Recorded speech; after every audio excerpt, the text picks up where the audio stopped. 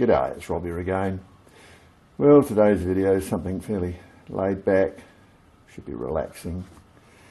And we're looking at old dead angle grinders, what you can do with an old dead angle grinder. I mean, there's probably three things you could do with an old dead angle grinder. You could see how far you could throw it, because it's almost certainly going to fail in the middle of a job or something, but then you've got to go and pick it up again, so that's no good.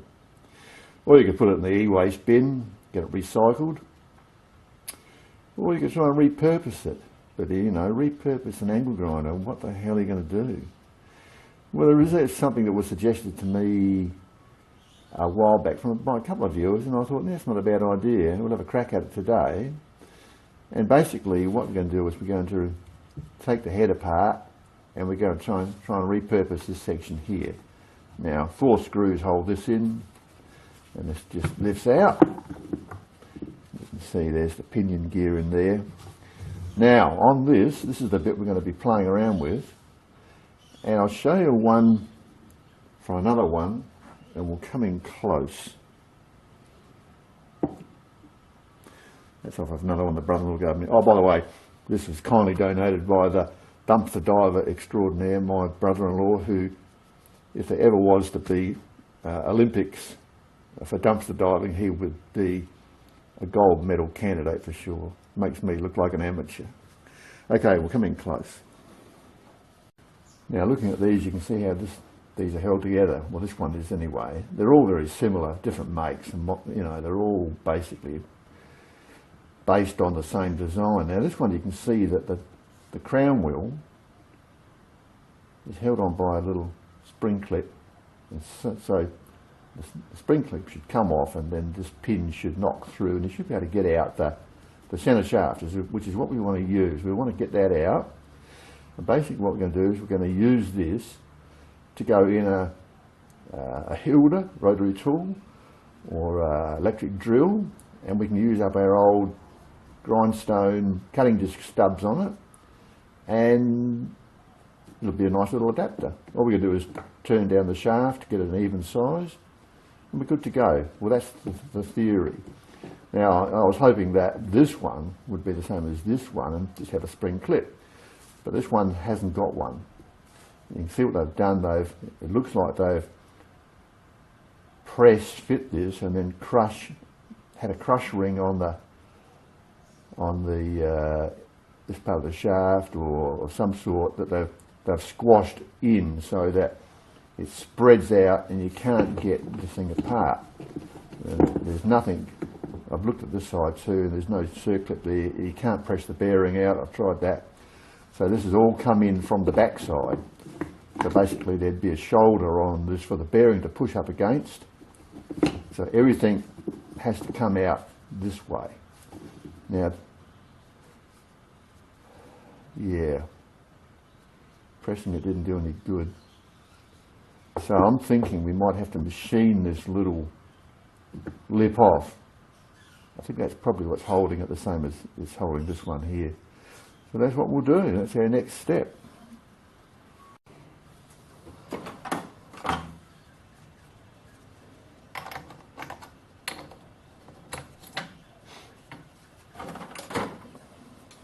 Now we're using collets because we want to grip this shaft on the thread and we don't want to damage it.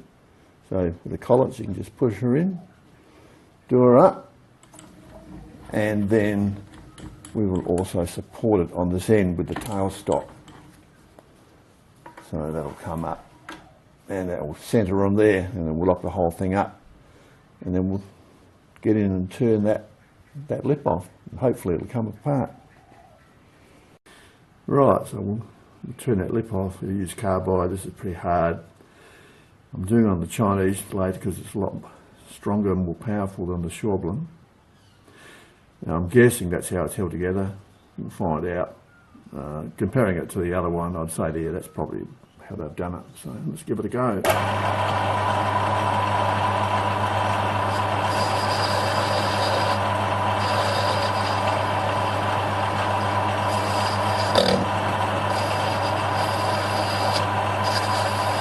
Pretty hard, that's for sure.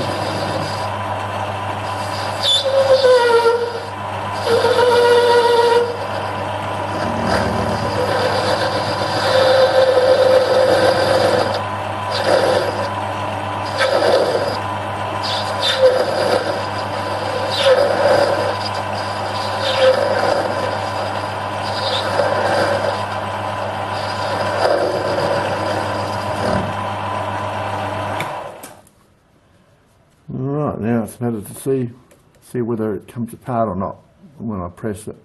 So we'll take it out and we'll press it in the vise. Now, if you ever use a vise for pressing stuff on and off, always get it dead centre, because if you did it over here, say, you'll put a twist in your vise and you can crack the vise to break the jaws. So always dead centre, guys, and you'll have no problem that way.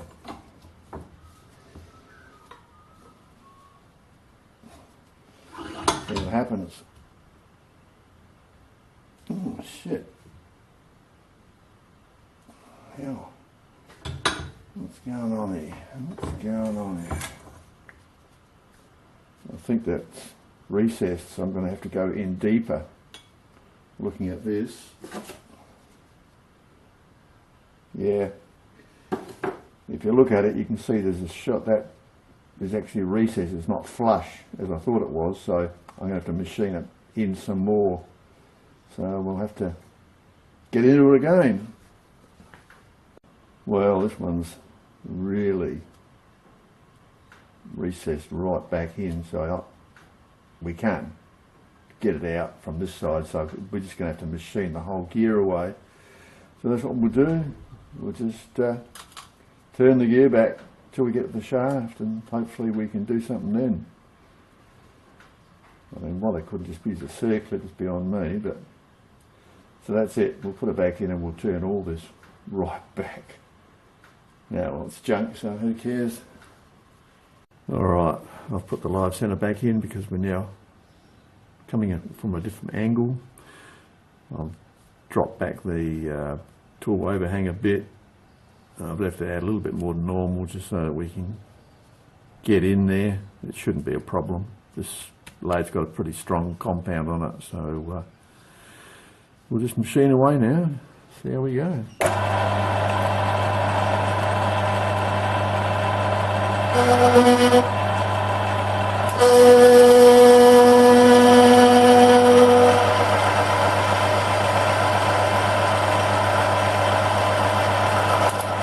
It's pretty hard stuff.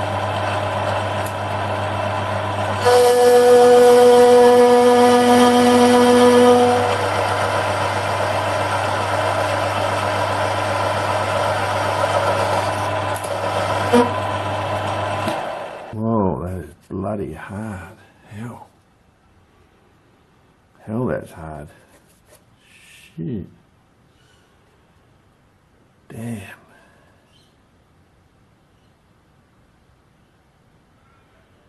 It's going to take forever. I think I might cut it with the friction disc and then try and split it,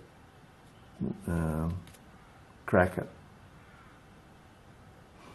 I think it's the only way we're going to get this thing off. Okay, I figured out how this comes apart. It presses out from the front side. So, man, that gear was so hard, there was no way I was going to machine that. So this is pressing out. Oh, hang on, now we're getting somewhere.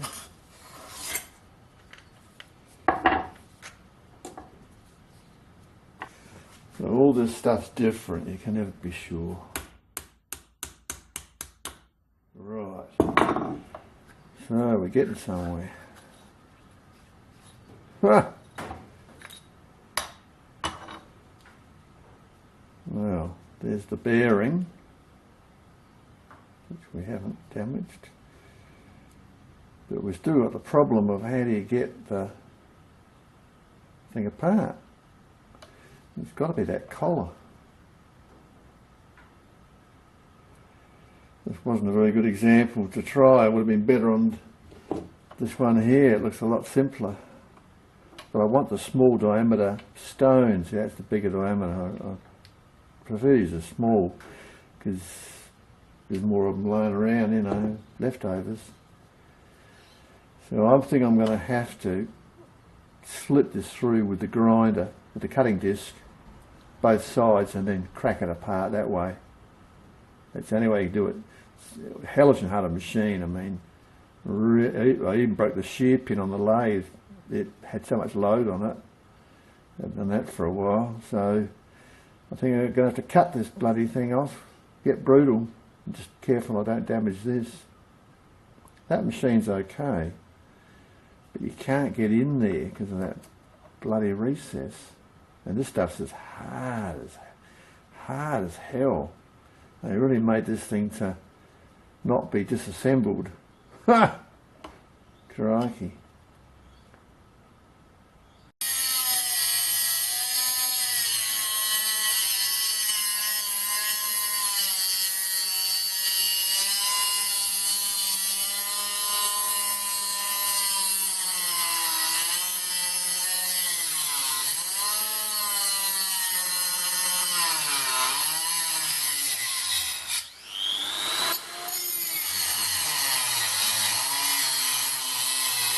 Well, Hilda's done her job and I've had to cut up the bearing, so that's come off.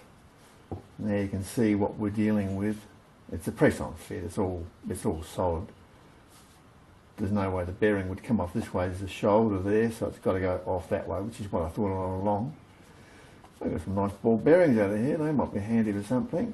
So, yeah, say all this stuff.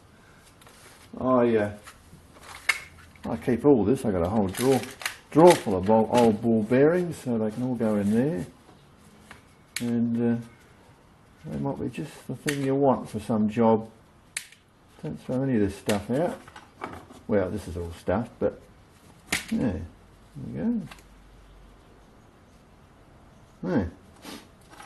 So now we just finished cutting it right off. This is where the Hilda does a good job. These little fine discs. I mean, I've done quite a bit of cutting and it's hardly worn those discs. They really stand up well, and they're Australian made discs. If you want to know what they are, they're Smith & Arrow. Smith & Arrow, excellent discs, really good. You can get them in 0.8 mil, 1 mil and 1.5 I think. That's a 1 mil, really good. Alright, let's cut this mother up and get it off.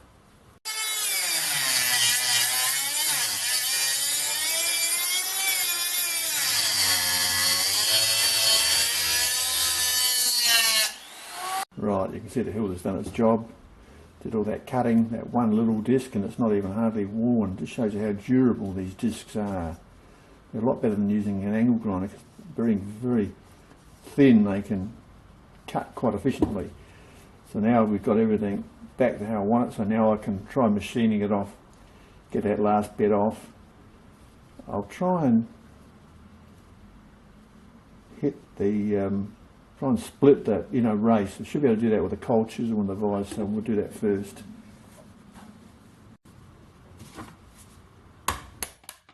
There we go.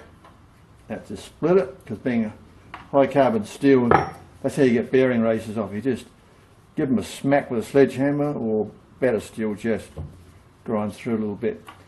So we've done a good job. We've got it right back, and now we can machine it.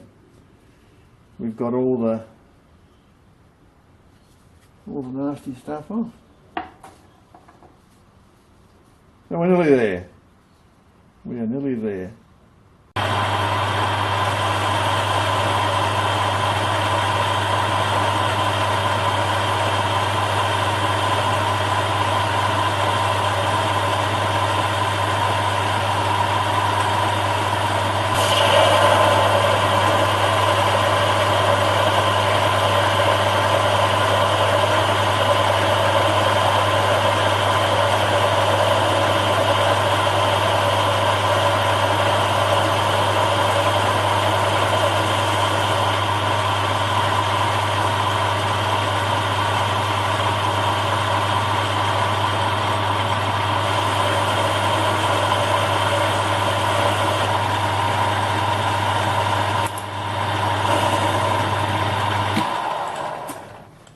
That's for a finish, eh? Not bad for Chinese lathe and cheap inserts. Not bad at all. Okay. So she fits in alright. See how much depth we've got.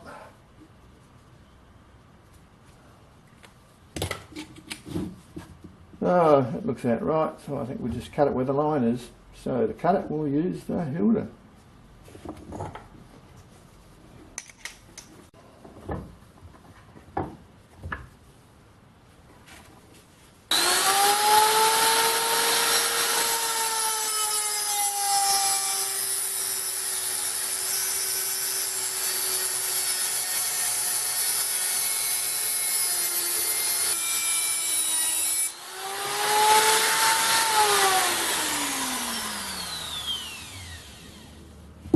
Now that's hardened steel, you wouldn't want to try and cut that with a hacksaw.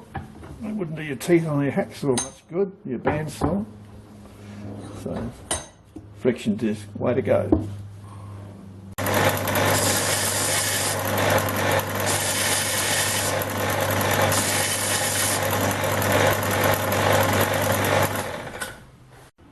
Well, that's it, job done. It was relatively painless. I mean, it took a bit longer than I anticipated because of the way the unit was constructed, but we got there. And now we've got basically one of these. That's the one that Banggood gave me a while back, and that's basically exactly the same thing. These are all from the same family, the way they operate, and basically that is like that, goes in that, and it's like that. They're all very similar. So what you've done is you've converted one of these into one of these, which is basically the same as one of these, which you can buy, and lets you put discs into your Hilda primarily, or electric drill with one of these, and you can use up all these leftover dregs that you've got from your angle grinder, you know, where you run out of clearance, run out of travel, you know, you can only go down so far with them. Well, now you can use them in these, you see. So you've got all that grinding material left to be used. So not only do you repurpose, recycle your angle grinder, you get to use all your old grinding discs that you would otherwise throw away. How good is that, eh? That's got to be as good a little project as I think I've ever seen. So you got a lathe, you got a workshop. Get down there and get dirty, make some smoke and some sparks and some noise and some chips. Do it. And at the end of the day, yeah, simple little thing like that can make you feel like you've achieved something. Alright, that's it from me. Hope you enjoyed it. See you next time. Cheers.